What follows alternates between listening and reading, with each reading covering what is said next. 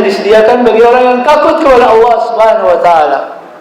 Masalahnya bagaimana supaya takut kepada Allah? Bu, bagaimana caranya supaya takut hanya kepada Allah? Tidak takut kepada selain Allah Subhanahu wa taala. Ya. Disebutkan oleh para ulama supaya ada rasa takut kepada Allah, belajar. Apa itu belajar? Bisa diulang tadi hakikat belajar? Baca, tanya, coba belajar. Menjadi ulama, menjadi ilmuwan.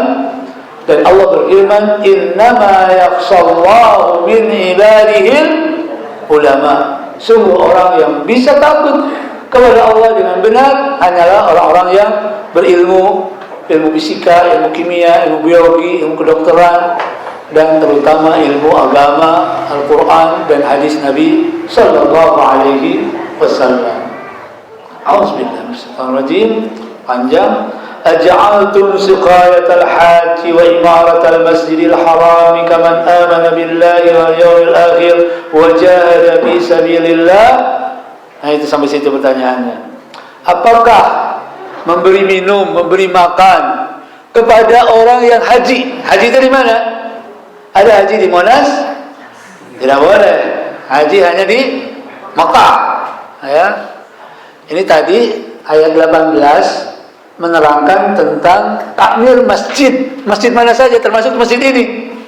Itu tadi kita sepakat keren takmir masjid itu. Ya, orang yang memakmurkan masjid, beriman, suka sholat, suka zakat, dan tidak takut kepada Allah, kecuali kepada Allah, lalu suka ke masjid. Itu keren luar biasa. Tetapi mana yang lebih keren? Memakmurkan masjid ini atau memakmurkan Masjidil Haram? Mana yang lebih keren? Memakmurkan Masjidil Haram lebih utama. Tetapi ditanya oleh Allah, apakah memberi minuman, makanan kepada jemaah haji di Masjidil Haram dan memakmurkan Masjidil Haram seperti orang yang beriman kepada Allah dan yaumil akhir dan berjihad di jalan Allah? Nanti pertanyaannya, saya ulangi.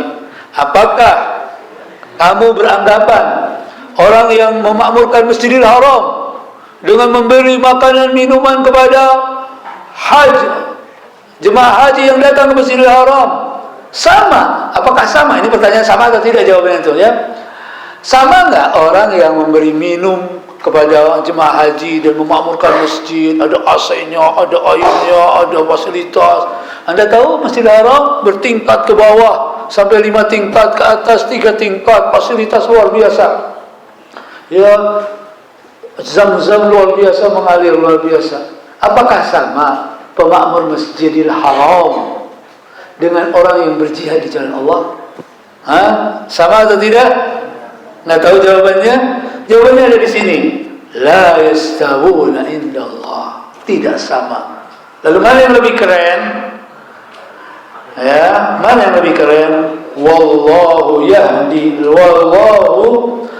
Wallahu la yahdi al-qawm adh-dhalimin alladzina amanu wa hajaru wa jahadu fi sabilillahi bi amwalihim wa anfusihim a'dhamu darajatan indallah.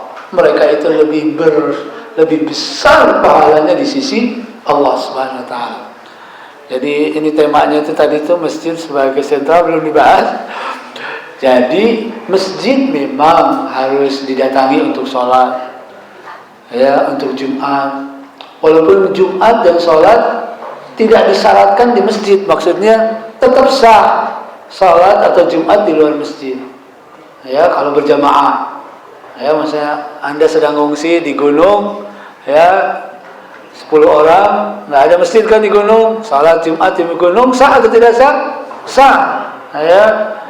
Bapak sakit di rumah sakit, ya, lalu sholatnya di rumah sakit sah atau tidak? Sah salatnya. Tetapi salat di masjid jauh lebih istimewa, lebih utama. Dulu Rasul SAW ditanya tentang orang buta yang tidak punya penuntun. Orang buta itu biasanya ada yang nuntun. Dia buta tapi tukang nuntunnya itu sudah pensiun atau dimutasi kemana, ya. Tidak ada pokoknya yang nuntunnya itu.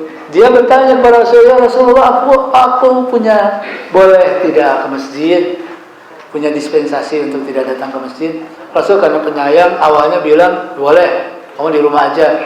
Tapi berikutnya datang Jibril membawa wahyu dari Allah, dan berikutnya Rasul memanggil orang buta itu, "Hai orang buta, sini.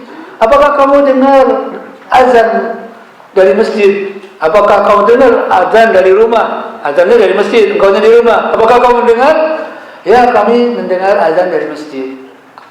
"Kalau begitu," kata Rasul, "fa'ajib, maka engkau harus memenuhi panggilan muadzin itu." Padahal buta dan tidak ada yang menuntunnya, apalagi yang melek. Ya, jadi penuhilah panggilan muadzin itu. Ya, termasuk, tetapi ibu-ibu beda hukumnya, tidak wajib ke masjid itu. Tetapi bagi suami atau bagi bapak yang punya putri, itu boleh melarang istrinya ke pasar, melarang istrinya ikut ke antariksa, ya boleh dilarang. Ya, boleh suami melarang istrinya pergi ke mall, boleh. Tetapi suami tidak boleh melarang istrinya ke masjid. Nah, nanti istri yang pintar tuh kalau ke mall, ke masjid dulu terus ke mall.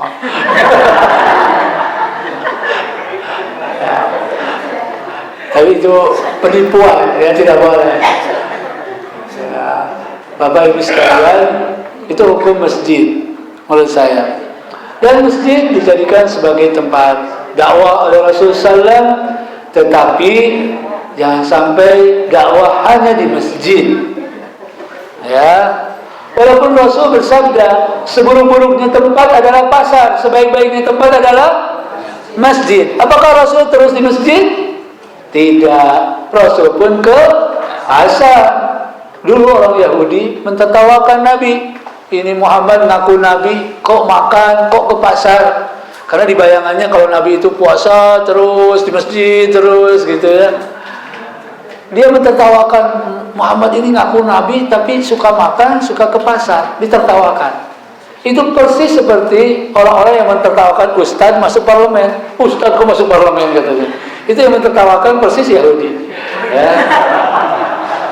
Walaupun pasar itu seburuk-buruknya tempat, Rasul ke pasar memeriksa para pedagang, berdakwah. Jadi dakwah tidak boleh dibatasi di masjid. Itu, oke? Masjid bisa dipakai untuk menawan. Jadi kafir ditawan di masjid boleh. Kalau nggak ada tempat tawanan lain, ya takut kencing, bagusnya di luar, ya. Tapi ada hikmahnya di masjid ditawan tuh supaya dia bisa mendengarkan ceramah-ceramah, khutbah atau Quran dibacakan dalam sholat, ya. Tetapi orang yang haid dilarang tinggal di masjid, duduk di masjid. Masjid itu juga tempat i'tikaf. Tetapi Allah mengatur tentang i'tikaf, wala tubashiruhunna wa antum aqifuna fil masajid. Jangan berhubungan suami istri di masjid. Tidak boleh. Ya. Jadi, wah ini kan Islami berhubungan suami istri, ini halal. Kalau di masjid tidak boleh. Itu ada aturannya. Termasuk dagang.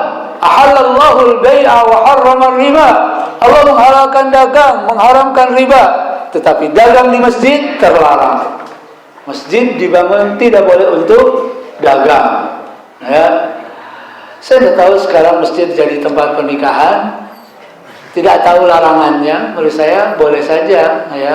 Tetapi banyak biasanya ibu-ibu yang haid tidak boleh tinggal di masjid. Kalau lewat saja boleh. Tapi kalau sampai duduk di masjid tidak boleh. Yang haid, yang nifas tidak boleh sampai dia suci. Dan laki-laki yang junub belum mandi, junub juga tidak boleh. Ya, masuk masjid harus mandi dulu. Ya, jadi kalau mau hubungan suami istri diperhitungkan mandinya kapan. Ya, jangan sampai gara-gara hubungan suami istri berikutnya tidak ke masjid. Ya, kalau hubungan suami istri itu diperhitungkan nanti mandinya bagaimana. Mandi subuh kan dingin, siapkan airnya, siapkan water heater, ya, tenaga surya atau tenaga kayu bakar. Saya kira begitu cukup. Pernah Masjid dipakai latihan berperang ya oleh Rasul, diizinkan latih pedang di masjid, dipakai untuk musyawarah. Tetapi sekali lagi saya ulang, musyawarah tidak selalu harus di masjid dan dakwah juga tidak harus selalu di masjid. Ya, di pasar bisa, di parlemen bisa, dan mudah-mudahan kita bisa sukseskan pemilu ini ya. Pilihlah umat Islam, orang jujur, orang baik, supaya negeri ini baik ya, dan damai. Kalaulah benar uraian ini hakikatnya dari Allah, kalau banyak salah atau kata yang tidak berkenan dari saya, mohon maaf yang sebesar-besarnya, itu kesalahan saya. Saya mohon ampun kepada Allah dan mohon maaf kepada Bapak Ibu sekalian, dan saya tunggu tegurannya atau pengajarannya dari Bapak Ibu sekalian, karena kewajiban kita itu bukan hanya mendengarkan nasihat, tapi tawasau. Apa tawasau itu? Saling memberi nasihat. Sekarang Bapak Ibu mendengarkan nasihat dari saya, dan betul-betul saya nantikan nasihat dari Bapak Ibu sekalian, dari Aisyah yang sudah besar kepada saya, nasihatnya lewat SMS, lewat Facebook, atau lewat email, atau datang langsung dengan hadiah ayam. Kalau ayamnya susah diatur, disembelih dulu, digoreng dulu, tidak apa-apa ya. Dan mudah-mudahan kita tambah cinta masjid kita, mensucikan masjid kita, dan tambah aktif berdakwah sehingga Islam berjaya dalam diri kita, di masyarakat kita, dan di negeri kita. Amin. Wassalamualaikum warahmatullahi wabarakatuh. Ya, kepada ibu bapaknya doanya tadi sudah diajarkan. Jadi gimana, apa? Kepada orang tuanya, kepada Ibu Nila dan kepada Pak Nila.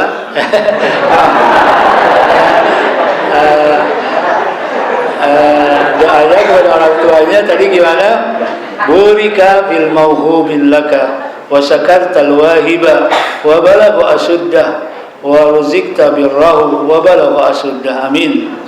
Rabbana hab lana min azwajina wa dhurriyyatina qurrata a'yun waj'alna lil muttaqina imama. Ya Allah, berikan kepada kami pasangan-pasangan yang baik, dan ya Allah berikan dari pasangan-pasangan kami anak-anak yang baik, dan mudah-mudahan Aisyah betul-betul anak yang baik bagi pasangan Ibu Nila dan keluarga, baik untuk keluarga dan baik untuk semua kaum muslimin di seluruh dunia. Ya Allah ya Rabbana. Rabbana dalamna anfusana. Ya Allah, kami sadar selama ini kami mendalimi diri kami sendiri.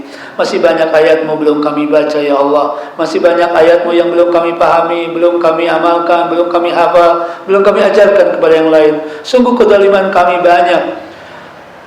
Dan banyak di samping kedaliman yang tadi kami sebutkan. Ampunilah kami ya Allah. Fa illam taghfir lana wa tarhamna lanakunanna minal khasirin. Sekiranya Engkau tidak mengampuni kami dan tidak menyayangi kami, tentunya kami akan termasuk orang-orang yang rugi. Rabbana la tu'akhidna in nasina aw akhtana. Ya Allah ya Tuhan kami, janganlah Kau siksa kami sekiranya kami salah atau lupa dengan sengaja. Rabbana wa la tahmil alaina isran kama hamaltahu 'alal ladzina min qablina. Dan ya Allah ya Tuhan kami, janganlah Engkau siksa kami sebagaimana telah disiksa orang-orang zalim sebelum kami. Rabbana wa la tuhammilna ma la taqata lana bih. Dan ya Allah ya Tuhan kami, janganlah Kau bebankan kami dengan beban, dengan masalah, dengan ujian, dengan problem yang kami tidak dapat memikulnya. Wa'fu anna ya Allah, maafkanlah kami. Waghfir lana ya Allah, ampunilah kami. Warhamna ya Allah, sayangilah kami. Anta maulana, Engkaulah Tuhan kami dan Engkaulah andalan kami, dan cukuplah Engkau sebagai pelindung dan pemberi rizki, pelindung dan pemberi petunjuk kepada kami ya Allah ya Rabbana. Rabbana la tuzigh qulubana ba'da idh hadaitana. Ya Allah ya Tuhan kami, janganlah Kau palingkan hati kami setelah kami mendapatkan hidayah, nasihat dari ayat-ayat-Mu yang dibacakan di majlis ini atau di majlis sebelum ini. Wahab lana min ladunka rahmah. Dan ya Allah, curahkan kepada kami di sisi-Mu kasih sayang-Mu. Berikan kepada kami semua dari sisi-Mu rizki yang luas, kekuatan, kesehatan, ilmu pengetahuan, kedamaian. Berikan kepada kami pasangan-pasangan yang baik. Berikan kepada kami keturunan-keturunan yang baik dan menyenangkan dan membahagiakan kami di dunia dan di akhirat nanti ya Allah ya Rabbal Alamin. Innaka antal wahhab. Sungguh Engkaulah yang bisa memberi setiap apa yang kami minta. Rabbana atina fid dunya hasanah. Dan ya Allah, berikan kepada kami di dunia ini segala kebaikan dunia, wabil akhirati hasanah, dan berikan juga nanti di akhirat segala kebaikan akhirat. Wa qina adzabannar, dan ya Allah jauhkanlah kami dari siksa api neraka, jauhkanlah kami dari segala sifat ahli neraka, jauhkanlah kami dari cara hidupnya ahli neraka, jauhkanlah kami dari anak-anak yang bersifat seperti sifat ahli neraka, jauhkanlah kami dari neraka-Mu ya Allah. Kami betul-betul khawatir dengan neraka-Mu ya Allah. Waqina adzabannar, waqina adzabannar, waqina adzabannar. Amin ya Allah ya rabbal alamin, ya hayy ya qayyum ya arhamar rahimin. Subhanakallahumma wa bihamdika asyhadu an la ilaha illa anta astaghfiruka ya Allah wa atubu ilaik. Dan yang terlewat ya Allah berikan kepada kami pemimpin-pemimpin yang baik, wakil-wakil rakyat yang peduli kepada umat ini. Amin. Amin ya Allah ya rabbal alamin. Wassalamualaikum warahmatullahi wabarakatuh.